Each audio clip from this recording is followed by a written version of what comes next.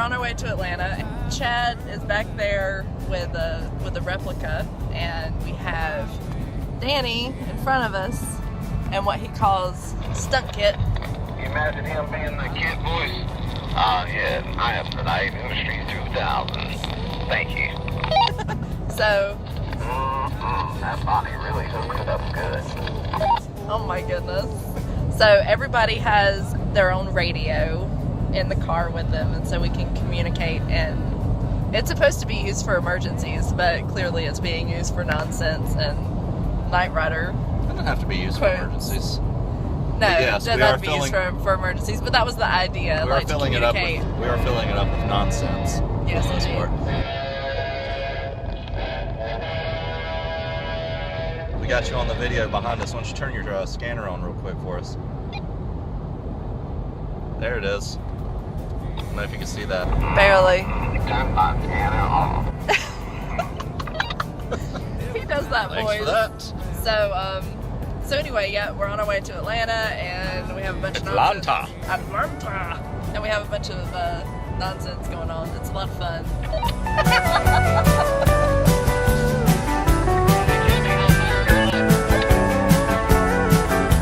Highways run forever.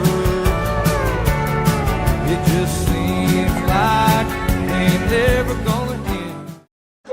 But it's a great Batmobile, darn it. Somebody ordered the tiramisu. Yeah, we'll have badges for everybody in the morning because I got to go make them in the middle of the night. You don't need no stinking badges. Anybody got anything? What kind of switches are those, like on the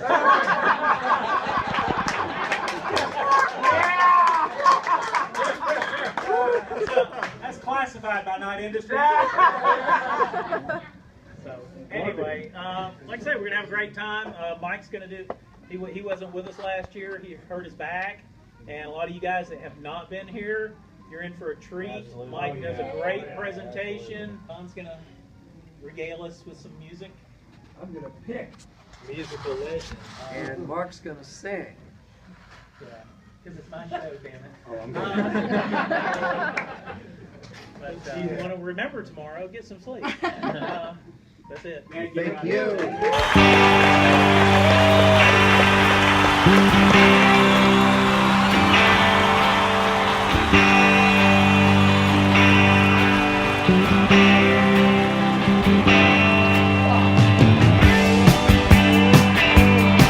Well, I'm running down the road trying to loosen my load. I got 7 women on my mind. 4 that wanna own me, 2 that wanna stone me, 1 so she's a friend of mine. Take it easy, take it easy. Don't let the sound of your own wheels drive you crazy. But still, you have the file and you probably went to the printer and you made it happen, yeah? So my conclusion is you're a person of talent and patience and genius, and I'm very happy to know you're here with me in this world. Thank you. I have no idea how this happened. I looked in the papers for some work, and then I heard about stuff, and these guys are like, they're going to do this show, and maybe you can make some sketches, and you meet them, and one thing leads to another. I never had a rep or an agent. I've never had a manager. It's just like the phone will ring, and someone needs something done, and they'll say, "Can you do it?" And I'll lie, and I'll say, "Yeah." And oh my gosh, why did I say yes? And then you're in the middle of the job, and you're thinking, if only they knew, like I'm like so completely unqualified to do this. But I think anytime you're in the arts, you always have that feeling like maybe a bit off more than I can chew, whatever. Practical things, I was freelance 17 years, during which time Back to the Future, Knight Rider, a lot of other stuff happened. Most of the movies I worked on. So somebody hears about it and... Yeah, people hear about it. And the thing is, like I say, it's like being in a war. And you've got to be able to trust someone to do what has to be done in the time that you have. That's the main thing. And how will they trust you? Because you did something else. And the something else was probably cheaper. You know? And that's how come you got the experience in the first place, because someone wanted to save money. I mean, let's face it, that's why you hire someone fresh out of school. is because they're going to work for less. And that's how you get responsibility, and that's how it goes. So 17 years freelance, 12 years at Sony, 7 years since then, maybe 5 of which were freelance. A lot of time on my own, a lot of time working for companies. It's just, the whole thing's just a complete miracle. Like, just to be here talking to you guys and gals and seeing those cars outside. Oh, you know, well, I drove mine down from Chicago. Oh, well, we drove up from Florida, you know? People coming from Australia because they love the show. That's thanks to people like Ron and the actors and the writers and the editors and the people who make the music and so forth. And I just made, you know, a prop, but I'll tell you, I feel like the luckiest guy in the world and the worst guy to give you career advice. And it has been, I did other stuff, but Knight Rider has been the mainstay and the most important thing that ever happened to me.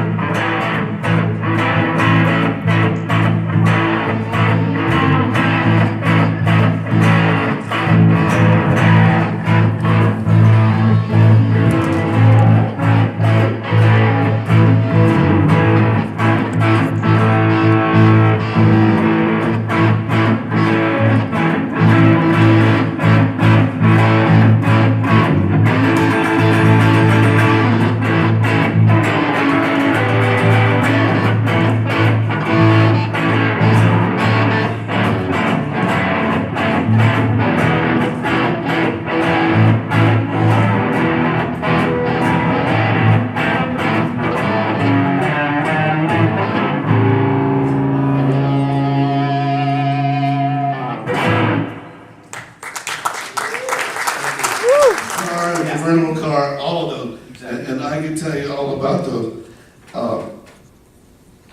In fact, I may as well. we wanted to do a different car. And they wanted to do something a little different. So I'm over at George's one night, and Jay Orberg just started working with him. And so we're sitting there, and Jay he looks over to, George has nothing but car models all over his office, in case you've never been there. And Jay turns around and says, "Why don't you have the front pop out?" So I learned a long time ago, it's difficult, as creative as writers and producers are, they're not creative at all. They need to see something in person in order to understand it. And I'm sure Don knows that they have to hear something in order to appreciate it. And by the way, I'd like to especially thank Don for giving me a cassette tape of the Knight Rider theme I'd play on my way to work.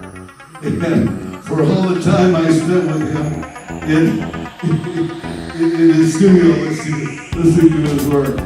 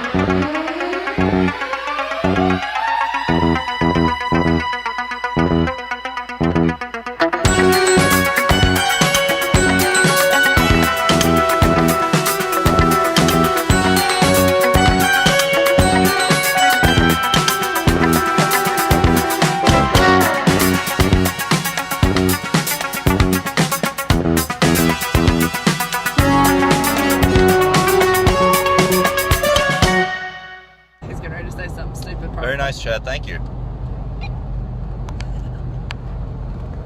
I sounded way too serious when I said that. Very nice, Chad. Thank you. All right. Well, that's all. That's our update from the road. What'd he say? I don't know. Say it. What'd you say? Whose blackout do you have, Chad? For the rear, Billy's. All I heard was something about Billy's rear.